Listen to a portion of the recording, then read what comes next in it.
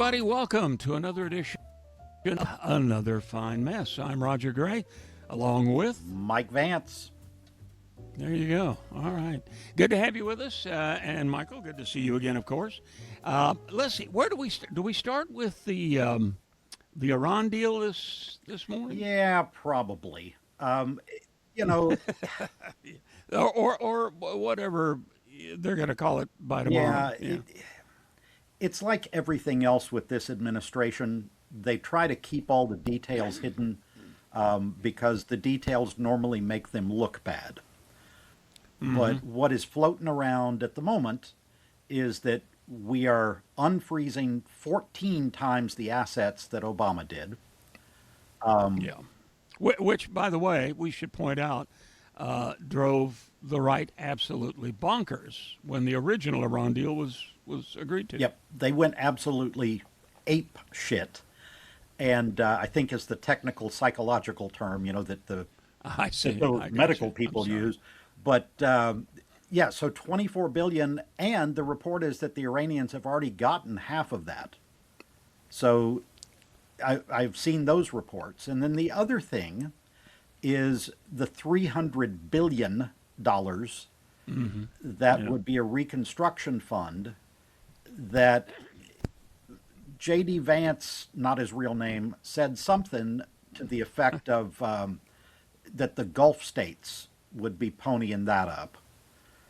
But who knows at this point, because they're trying to keep all the information very secret. Well, and the point you made earlier is a good one. If indeed this were a great deal, we got everything we wanted. Iran is basically bowing to our pressure.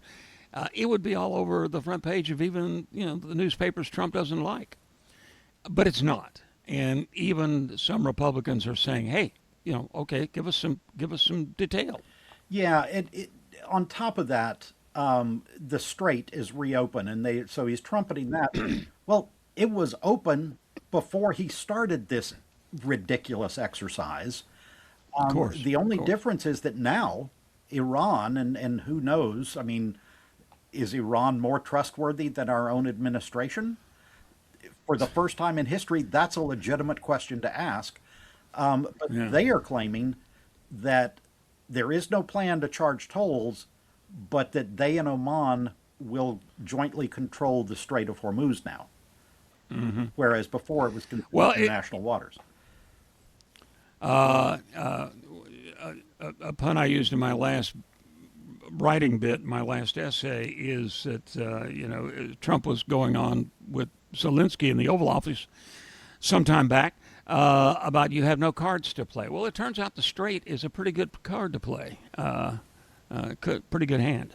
Yeah, like I said, we don't know the details, but based on what we are hearing, based on what is being reported both by American media, Iranian media, British media, around the world, based on that, you can only judge that the U.S. has come out as the loser in this ridiculous thing. And let's not forget that Israel is already bitching about the whole deal and saying, well, we can't necessarily abide by this. So again, it's your drunk girlfriend or it's your frat buddy who you really don't want to go out with because he's going to start some trouble in the bar. It's like, even Trump is telling Netanyahu, you need to shut up. You need to do what I say. And yeah. However you say chill out in Hebrew, yeah. And by the way, I had one of those way back in the dark recesses of my single years. And to be fair, and I always precede, my attempt at balance. If Trump does something good, I'm more than willing to give him credit, and I'll name one: the vaccine. He did clear the path for the quick development and adoption of the vaccine during the pandemic. Now, once he found out that the nutcases online in the MAGA movement don't like the idea of vaccines, are suspicious of everything scientific, he unfortunately backed off. But the vaccine saved a lot of lives, and the guy deserves some credit for that. His actions later were absolutely cowardly, but this deal, as they're calling it, is really worse than the deal he tore up in his first term. The original Obama deal, and by the way, it wasn't just Obama. The signatories to the deal were all the members of the Security Council of the UN, the permanent 5 members plus Germany in the original deal. It removed enriched uranium, lots of it. It left them only enough for a civilian program, and it had inspections. Were they perfect? No. Let's face it, the SALT Treaty, none of the treaties have been perfect in terms of inspections. But is that what we're going to get now? Are we going to even be close to that now? Plus, nobody had to die. We didn't have to spend a gazillion dollars on very sophisticated technology, military technology, that has to be replaced, by the way, get people killed on both sides. None of that had to happen, and the strait remained open the whole time. Yeah. So how in the world are we better off? Well, we're not. The current deal is exponentially worse. But you mentioned a couple of things there that I wanted to just back up and underscore. One is the cost, which at least $100 billion, probably much more than that, because they have not admitted how much damage the bases sustained at all. Those are going to have to be rebuilt. And you mentioned probably the big one, and that is this administration has already said that they are rushing defense contractors to replenish the supply of weapons that we have used up, and that is going to cost many more tens, if not hundreds of billions. Another thing that I'll mention is Rubio has been all along giving different messages than this administration has. So that is something that has been going from the very beginning, and you really have no idea what is going on with these people. So you can make the assumption, I think a fair assumption, that things are not going well. They know it, and they're just trying to obfuscate this. Trump's big talking point when he announced the deal was that he saved Israel from being destroyed by a nuclear weapon. Rubio had specifically mentioned previously that no, the Iranians were not close to having a nuclear weapon, but they could in the future. And the whole nuclear thing, well, that can's been kicked down the road. That's not even included in this deal. Yeah, that is to be, that's a player to be named later in this particular deal. We should say as an aside, look, Rubio's ultimate goal is Cuba. And that's a personal thing for him. Good Lord, I can understand it being a personal thing from him. His family fled Batista, really before even Castro. That's how he was born in Miami. He's a birthright citizen, and a free Cuba, getting Cuba back on the American side of the ledger, is a long time goal for him. And by all accounts, that may well be next, because we've certainly starved them into oblivion with our blockade. That is a beyond shameful policy of the government that they've had for decades, but it has gotten horrible down there. I mean, trash piled up. They can't pay to run trucks to fog for mosquitoes. Those mosquito-borne diseases are running rampant. Sure. It's horrible. They have no fuel. Look, Cuba would be much better off as a functioning democracy. It would be much better off as embracing capitalism. Much better off. Can you imagine? It was a vacation paradise, even when Batista ran the joint years ago. It could be again. It's a beautiful place, but this isn't going to get them there. Yeah, This policy. this kind of is a pointless bit of history to mention, but Castro was open to getting with the United States to begin with, and the United States gave him the cold shoulder based on the word communist, and he, Yeah, of course, sure. turned and embraced the Soviet Union, and the rest, as they say, has been our last 70 years of history. So, We have a history of that, by the way. A lot of people have forgotten that the United States was approached by Ho Chi Minh for help because they wanted to throw off the rule of the French, which they ultimately did at Dien Bien Phu. And when America said no, due to the word communist, socialist, whatever, he turned to the Russians. He turned to the Chinese. So we have a bit of a history of backing the wrong horse. You know, we overthrew the elected leader of Iran. Yeah. yeah, let me just interject a personal note that the high school I graduated from, John Foster Dulles, was named after the dude that started, pretty much got us Yeah. into Vietnam. So, yay, go Dulles. Well, Dulles is the man. It's somewhat apocryphal because it's been attributed to others. He's the one that reputedly, at least legend has it, Churchill called a bull who carries his own china shop with him. So, at any rate, so let's move on to before we talk a little Texas politics, which for those listening who don't know us, is our home. Let's talk a little California because, number one, Gavin Newsom, the governor, says he's being investigated by the DOJ along with his wife. DOJ is only saying they're looking into, they are admitting they're looking into some financial shenanigans in the cabinet, in the government there, not necessarily at him. What are your thoughts? Well, I read a big long article about his wife and what they're trying to drum up with her.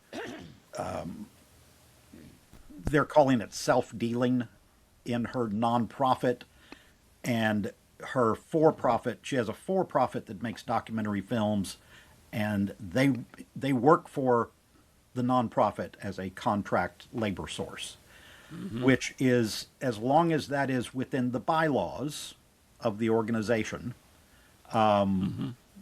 you know, the nonprofit organization, that one of their board members can do that, then that's nothing against the law. But they're trying to, I'm sure, tar any way they possibly can. It's interesting because the DOJ in Washington issued a statement saying that it was the DOJ in California that had initiated these investigations.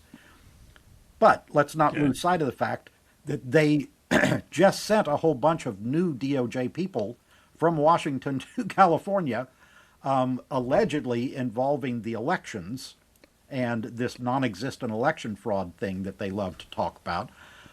But yeah, these people that could have been in Washington a week ago, now they can honestly say, well, this originated in California. Yeah, by Bob that we just sent out there on yesterday's red eye. Yeah. Well, and if Newsom's wife hires their pool guy to, paint a reflecting pool in the Capitol in Sacramento, then I'll start my antenna will go up. Yeah. We'll see what happens with that. I wouldn't be. I mean, obviously, if they can tar Newsom's wife, they tar him. As far as he's going to run, obviously, and they'd like to, at least pull a Tanya Harding kneecap a little bit before the election, before the campaign season begins. You know, the hypocrisy, though, let's not lose sight of that there are still people whining about Hunter Biden over a laptop that he dropped off at a repair shop in Wilmington, Delaware, or wherever. Meanwhile, we got people over here that have backed up a truck, and the administration, that family, has taken over $4 billion and put it in their own pocket during this administration's, I'm talking about the second term only. So what is that, 18 months? Yeah, $4 billion that they have enriched themselves. But by all means, let's talk about whatever her name is, Newsom. I forget her first name, but Yeah. let's talk about, her nonprofit. Let's talk about Hunter Biden's laptop. The level is not remotely connected, and the hypocrisy is just off the charts. Well, and let if I could back up and a little history lesson for all of those who have forgotten. This all began when Hunter Biden was on the board of a Ukrainian energy company. Okay, this is when Ukraine was run. Oh gosh, if I'd known I was going to explain this, I would have looked up his name again. The former president of Ukraine, who was horribly corrupt. I think he's living in Monaco now, or in Cyprus, something like that. At any rate, no, the head of the energy company. Anyway, Hunter was on the board of this energy company. There was the son of another prominent American politician, again, whose name I've forgotten, who was also on the board. It's one of those deals, you get a name on the board. The government before Zelensky was incredibly corrupt. The prosecutor the state prosecutor in Ukraine was incredibly corrupt. Investigations into this energy company, which was corrupt, were not much to speak of. There were payoffs under the table involving that. The administration here, when Joe was vice president, the Canadians, the Europeans refused to give Ukraine any more aid until they cleaned up their act. And Biden was sent to do that. He told them, you get a real prosecutor, you get this guy out of here, or the money spigot has been cut off from, like, the IMF. They did. And Biden said, we did get them to do that. This was not a secret mission to save his son. He didn't board Air Force Two in the middle of the night secretly. How would you do that? To go over there to save the kid. The prosecutor was removed, a real one installed. If anything, a real prosecutor would make life more difficult for Hunter. And Hunter left the board. The owner of the company, the head of the company, left the country. And we got Zelensky as a result, a real president. So that's what happened there. Joe didn't go there to help his kid. He went there to help Ukraine, and he was sent there with the full knowledge of the administration, the Europeans, Canadians, everybody. Yeah, That's what that was all about. Hunter's a slime ball, but that's what that was all about. and let's make something really clear here. And corporations around the world do this, but when they bring somebody on the board that has the same last name, that is the son of the vice president, from their standpoint, they're expecting, some influence, some good stuff. That's why they're paying him. That doesn't necessarily mean they get it. As you said, the relationship between Beau Biden and his dad was close. Between Hunter and his dad was long frayed before that. So, I mean, Hunter's getting paid. Oh. So, he's like jumping on this. This is great. But that doesn't mean that there's any sort of corruption going on the other end. It means somebody's trying to get in good graces, but, Well, the big question is, what did that company get out of this? Everybody says, well, the prosecutor got fired. Yeah, he was a lousy prosecutor. He was a corrupt prosecutor. A real one was installed. Otherwise, the government of Ukraine was going to be sucking air in terms of international aid. So they didn't get anything out of this. And Hunter was out of a board position, ultimately. So I want to switch gears back to California for a second, if we can. I mentioned the elections out there, and I have a question for you. But first, I just wanted to talk about these baseless charges, and they are all baseless. These have all gone to court over and over and over, and every time there's no evidence. People have been disbarred over this. But the latest one is over Spencer Pratt, who I have no idea even who this guy is.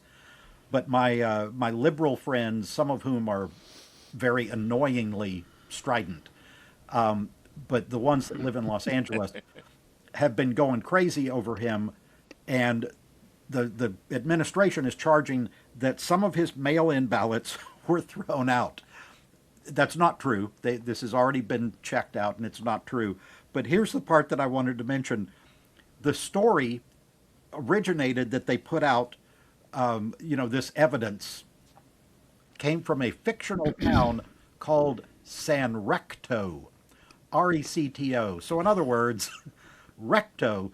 In other words, they pulled this out of their ass, and they're admitting that in Spanish. San Okay. Recto.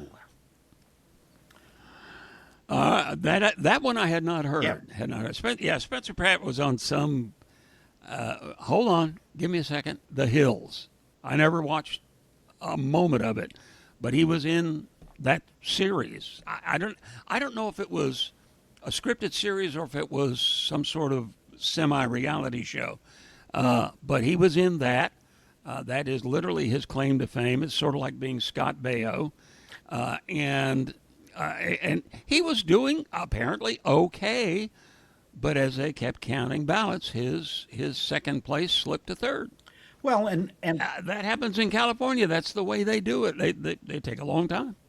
Tom Steyer, by the way, also flipped down to third, which is interesting.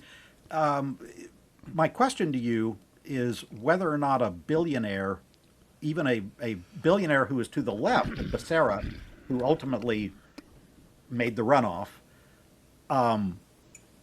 should you trust a billionaire who says that he's totally on the left? Well, FDR, JFK, Not- you can be very rich. Lyndon was rich. You can be very rich, and still be an honest politician. I would make, and I'm not advocating that you shouldn't trust Tom Steyer. I would say, by the way, and you know my opinion on this, that I will make the case all day long. JFK was not a liberal, but a centrist.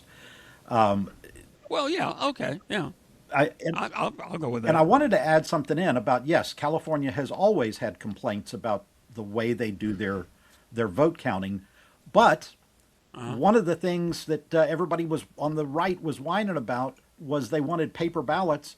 Well, that's how paper ballots work. You have to count them. It takes a long time to count them, and that's what California's doing. The little rural county that I live in, which is a tiny little county, just had their county judge election. The primary. I mean, in this county, the Republican primary, that's the only thing that matters. And the guy ended up winning by 13 votes, the one that got elected. He had 14 votes, but three mail-in ballots came in after they had already released the results, and they had they forgot to sign it, or they had incorrectly put down their zip code or something like that. And by law, and this is in red Texas, by law, they were allowed a certain amount of time to come down to the courthouse and sign their ballot. So Correct the problem. So those votes narrowed the gap from 14 votes to 13 votes. Okay. So that's what happens with paper ballots. So you, again, like everything else, you can't have it both ways. Anybody remember all the hanging chads back in 2000? Oh yeah, I mean, the come guy, on. famous picture of the guy. It takes sitting like forever. that holding the, yeah, yeah. Yeah, it happened. It can take a while when there's a contested, particularly when there's a contested race, and the hypocrisy of this is, yeah, the Spencer Pratt guy didn't do well, but the Republican nominee on the Republican side that the president backed for governor did, and he'll face what, Becerra? Is that Yep. that going to be the race? Yeah, Will be the race. Hilton, Steve Hilton. Yeah. So, it can't just be honest when it only works for your guy. Well, as people have it just pointed out can't. repeatedly, if the Democrats had some sort of secret way to rig elections, why would Hiro Cheeto be in the White House right now? Yeah. If the Well, Democrats knew what they Excellent were doing point. and could pull this off, why would we be putting up with this shit show down there? All right, now let's bring it back to our home state. We just had the GOP convention in Houston. where they paraded a live elephant through the hall.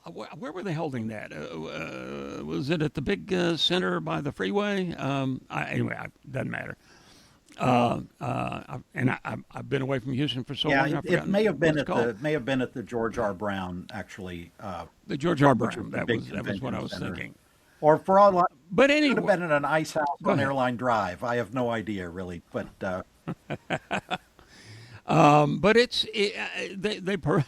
they paraded. I mean, it's the GOP. They paraded a live elephant through there, and it was going so well right up until he stopped and took a giant whiz, a giant piss in front of the crowd. I'm guessing from an elephant, the puddle was pretty big. it was. I saw the video, and people are like jumping back and whatnot. There's also. Did you know that was an abused elephant? That they No. had rented it from this place that has a whole bunch of charges against it for not taking care of the animals and for letting the animals harm people. There was some woman that got injured by a camel that this firm rented. So that's a new layer of controversy to the whole pea and elephant story.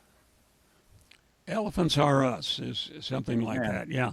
Well, at that convention, our good buddy Dan Patrick, whom I know, gave a speech, and he said that James Talerico, the Democratic candidate running for the Senate against Paxton, is going to hell.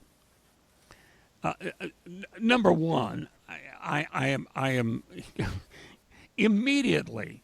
The switch turns off for me when somebody declares that they know who's going to heaven or hell, and he's basically. And I know Dan Patrick, and let me put it this way: that wonderful line from Oscar Levant, who said, "I knew Doris Day before she was a virgin." Well, I knew Dan before he was this guy, and this guy has become, Mr. Pious on the president. It heads up the president's whatever the hell that board is, and he has decided he knows what's going to happen in the end times. I guess Talerico's response was pretty good. He said, "Look, when you worship power, anything good sounds like blasphemy." So I thought that was reasonable. Yeah, I mean, But we Go ahead. Talerico went to and graduated from a seminary, so Presbyterian yeah, Seminary. so yeah. we will trust him to be able to handle all of these absurd attacks from people that are not remotely Christian at all, not Yeah. in their practice. You can't just claim to be something like that and make it so if you're not going to actually follow the teachings. I remember when Dan used to come in and tell dirty and racist jokes to you and in the studio. So yeah, he was a different guy before he started claiming to be. Oh, yeah. Although I'm not sure that he wasn't already claiming to be born again at that point. I know when that happened. And I'll tell you off the air how and when I know that happened because Dan has much better lawyers than Yeah, I of do. course. And part of my complaint against Dan is the way he acquired enough money to have much better lawyers than I do. It's a story for another time when I feel a little more immune. But yeah. When I got hired away from a radio station, short story, by Dan. It was an upstart. There were three of us that took a real chance going to work for him because it was an upstart. The station I worked for was long established by the Hobby family in Houston, legendary family in Texas. And I took a chance. He offered me money. He offered me a car and a piece of the action, shares in the company. And frankly, Dan was a lot of fun back then. He threw wonderful parties for the staff. The rest of it I will tell you off the air, but I know when he changed. it was a pretty fun place to work for a while, anyway. But that again is a story for another time. So I want to talk. let's get back to Yeah, I want to talk yeah. World Cup for a second. Okay. And And then that other big sporting event that happened over the weekend. Yeah. well, the World Cup's kind of a big thing. I mean, the World Cup, just let me say, it's the greatest sporting event on the planet. Nothing else is close. The Every country, I mean, things shut down when they play their matches. It's just incredible. But Oh, two yeah. things I want to mention.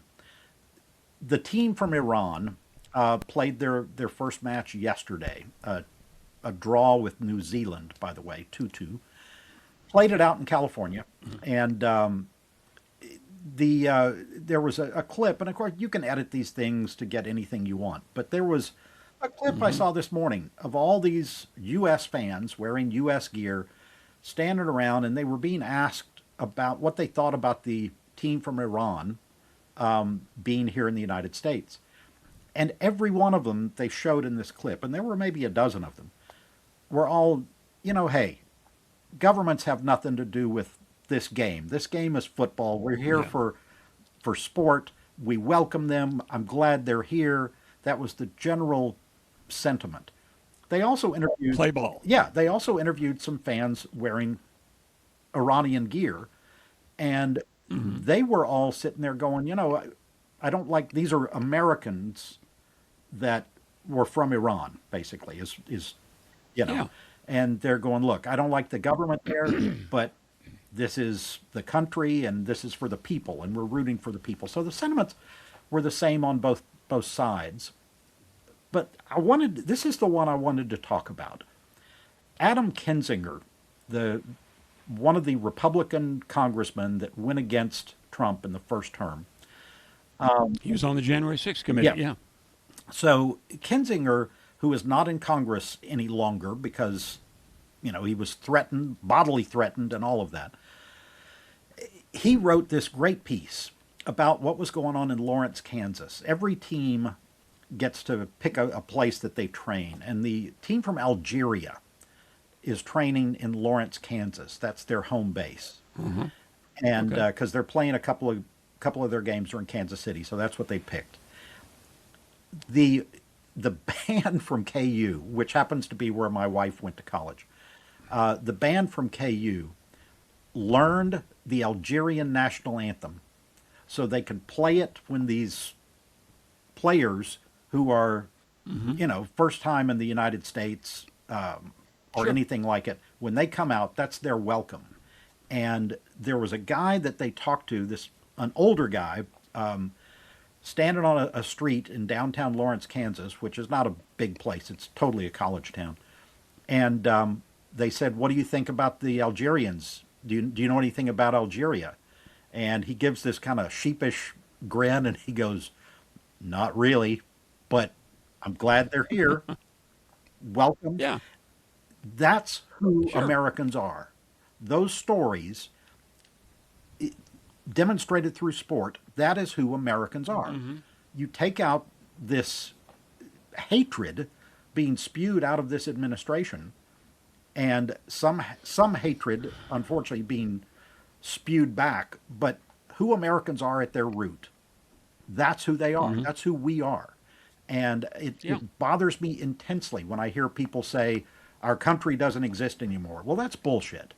It does exist. It absolutely exists in its people. There, my soapbox is done. No, no. Well, yeah, you're right. I'm astonished at how some people vote sometimes. I have a wonderful unpublished detective novel that I wrote years ago. I'm slowly piecemeal rewriting, but the villain was a rich TV preacher, and my character is watching one of his rallies. When I wrote it, the rally was at the Dome in Houston, and but he thinks to himself, it's not their fault. They got suckered. They got suckered in. They're believing everything he's saying.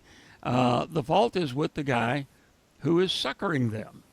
not necessarily the rubes, the suckers, and they're just gullible.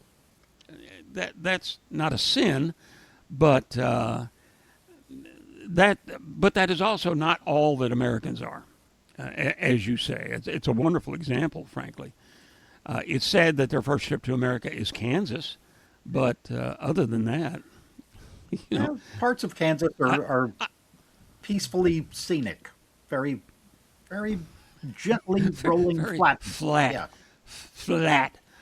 Wheat fields of wheat, endless fields of wheat. and sunflowers. They have sunflowers, Raj. Oh, good. Let's talk about the other sports event. Of course, over the weekend was the the fight, at the White House. I saw one person, and you're the historian, but you probably have to look it up too. I forgot to.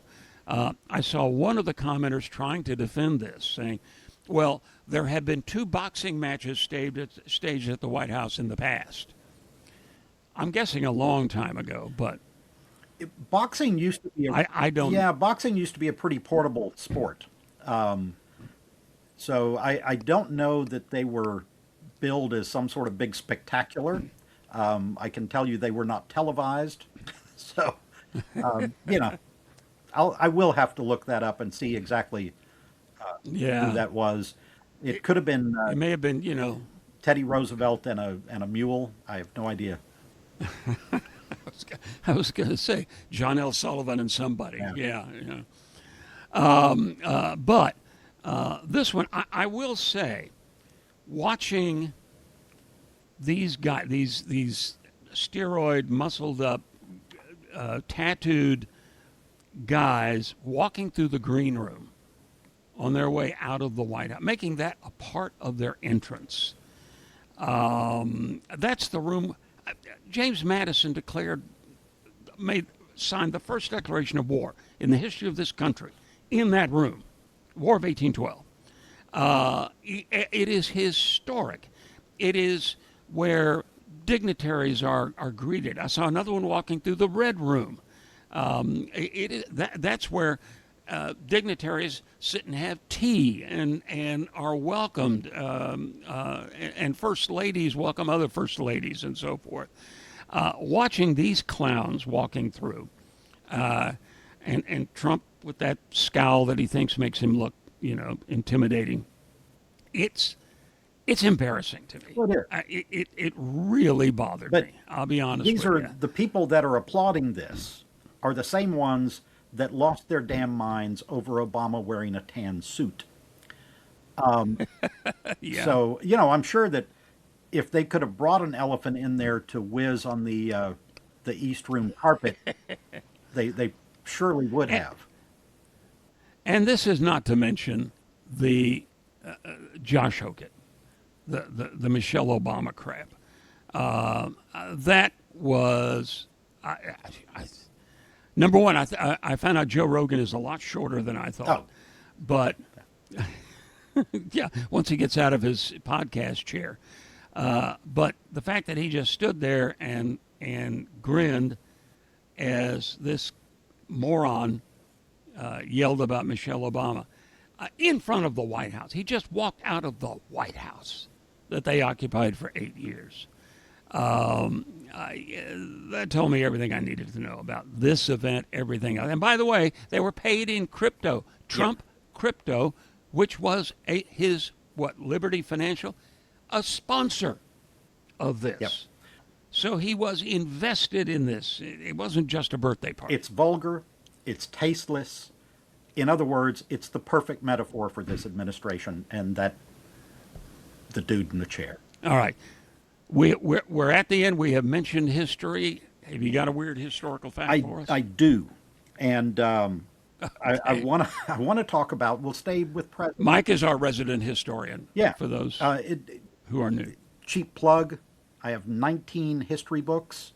Find them and buy them all because I really need the cash. And Lord knows, They really are good. yeah, Lord knows, we don't Mike get is a hell of a- dime. We don't get a dime for this. He's a hell of a good writer. Good writer. Anyway, So I want to talk about parrots, and specifically Okay. parrots that talk dirty. because there's a story, and if you want to, there's a couple of great jokes, and I'll end with one of those, just because I love the joke. There's a story, if you go to the Hermitage, which is Andrew Jackson's home in Nashville, Tennessee. Andrew Jackson, by the way, one of the worst presidents, a Democrat, one of the worst presidents we've ever had in our history. So Andrew Jackson had a parrot. He had bought it for his wife. The story goes that he bought it in 1827 at a tavern in Nashville. And then his wife, Rachel, unfortunately died the next year. So Andrew stuck with the parrot. And he named the parrot Paul, or P-O-L-L, or Polly. Paul. So, which is, I'll get to in a second. An African gray is this parrot. And the parrot apparently learned to cuss a lot from hanging around Andrew Jackson, who liked to cuss a lot. And when Jackson died in 1845, they had the funeral at his house at the Hermitage, and the parrot, as people are gathering, was so upset by all of the people coming into the house, this big crowd, that it started, shrieking and cussing so badly that they had to haul the parrot out of the house. The parrot could not attend Andrew's funeral. So it got me to looking, is that where the Polly want a cracker thing comes from? And the answer is no. Apparently Ben Jonson, who was Shakespeare's contemporary, wrote a play in 1606 that had a character whose name was Paul, P-O-L, who he and his wife went to Italy. They spoke no Italian, and so they spent the whole time just repeating everything they heard. So parroting. So ever since then, in Britain, Polly was associated with parrots. The cracker part was an ad from Nabisco in the 1890s that had a parrot and a cracker. So there's your lesson. I will tell you, I got it. Well, it's like, Go ahead. go ahead. No, I was going to say so many traditions and things begin with advertising. The whole Black Eyed Pea thing began with it was an advertising campaign. Well, I gotta end with a parrot that cusses joke, because there are a couple of great ones. All right. This is my favorite one. Okay. Woman goes to the pet store. She wants to buy a parrot, and the guy's like, "Yeah, lady, I don't know. This parrot we have here, he lived in a house of ill repute, and his language is really bad. And I feel you're a nice lady. I don't want to sell you." She's like, "Oh, we're grown ups. That's fine. We can take it." So she buys the parrot, takes it home, sets it up in the kitchen. Parrot looks at her and goes, "Oh, new house, new madam." First, the woman's a little shocked, and then she kind of laughs. The daughter comes home from school. Parrot goes, "Oh, new house, new madam, new girls, woo, woo." Daughter's a little shocked, and then they kind of laugh. A little later, the husband comes home from work. Parrot goes, "Hey, Bob, how's it hanging?" Okay. I like it. I like it a lot. Okay. On that note, on that disreputable note, we're gonna have to wrap. We're gonna have to wrap it up. Michael, thank you, of course. Appreciate it. And by the way, hit like, and you'll find us where everywhere. Right? At every podcast dispensary, and that's what I'm calling them from now on, because we're only legal in certain states. I like it. So check us out wherever you get your podcast, assuming you get a podcast. If not, start with this one. Thank you, everybody. We appreciate it, and we will see you next time for another fine mess.